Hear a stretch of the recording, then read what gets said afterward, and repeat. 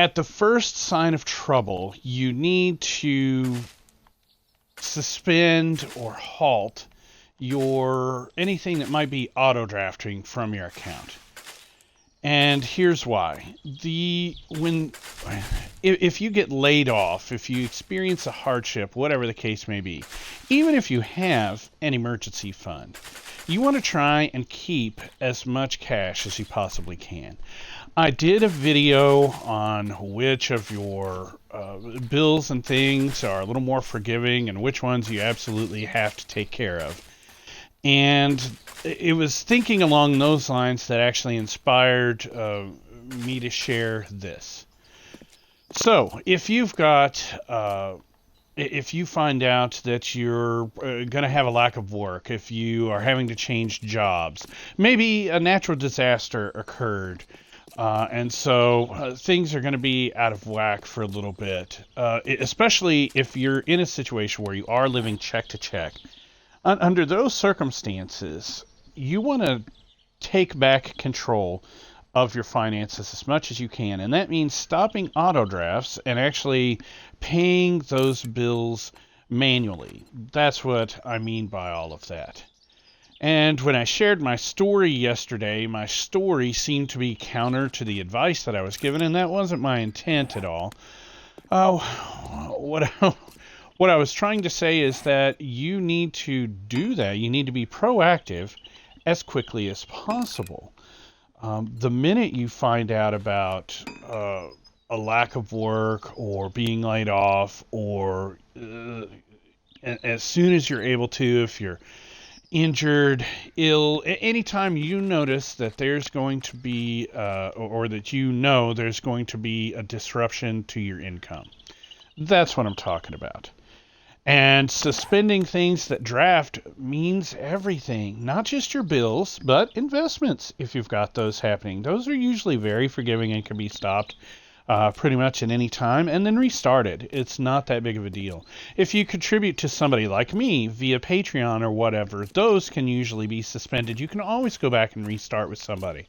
And sometimes stopping things isn't a bad deal because you might in turn qualify for a better deal. If you cut off your cable and go without for a couple of months out of each year, then a lot of times you'll qualify for new sign-up bonuses and things and be able to take advantage of those. But back to the original point, since I'm getting a little off, the original point remains. As soon as you notice that you're getting into trouble or that there might be speed bumps on the horizon,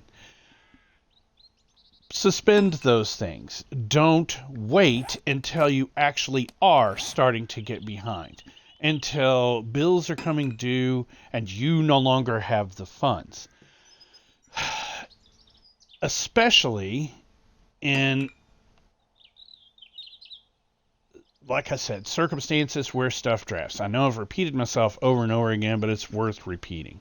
Now, I did have stories. One of my stories was supposed to be an example of us being too slow to actually call and let someone know that things were not going well for us.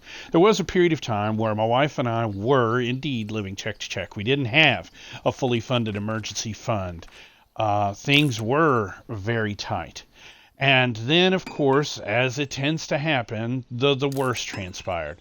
A machine went down at work, things got behind, and so my wife's work didn't do a full-on layoff, but they did what's called a lack of work, where you draw unemployment for a certain period of time until they get whatever issue rectified. Now, if you've ever been on unemployment for anything, then you know that nothing is fast when dealing with government bureaucracy. You can go and instantly file your thing. Sometimes you have to wait a week or two of being on unemployment before you're able to go file for anything. So the end result is, if you're laid off for, say, 2 weeks, you could be a month or more before you get all of your funds. And that was the case for us. Okay, but we didn't sweat it at the beginning. We were kind of la-di-da. Oh, we'll get around to it. Oh, we'll talk. I think we'll be all right. It's no big deal. What if, there's a late, we'll just pay the late fee. It's no big thing. Well, it ended up being a little longer than we had anticipated.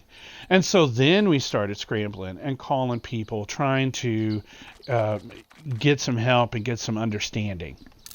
And one of the people that we called was our mortgage company. Well, our mortgage company, they were not exactly keen on helping to begin with, but because we had waited so long, it was right before our house payment was due to draft, and they were like, "Oh, I'm sorry. If you wanted us to suspend payments, you needed to call us at least 5 business days before your payment was supposed to draft."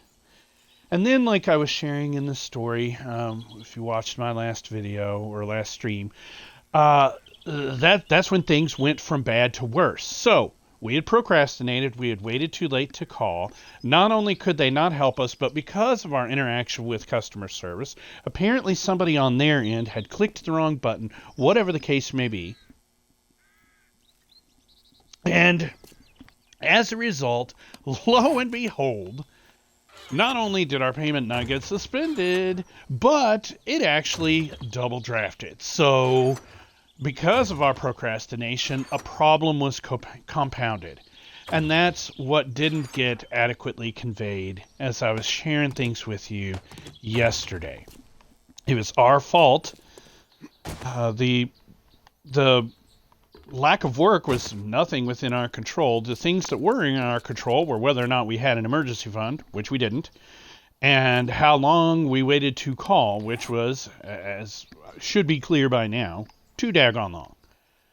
And so, as a result of that, we had what was a minor speed bump became just a financial challenge of epic proportions. So our mortgage double drafted. It took our mortgage company better than 30 days to get that straightened out and get us our money back. They didn't want to at all. They just wanted to go, oh, well, we'll just count that as an additional payment towards the principal and everything. We're like, you don't understand.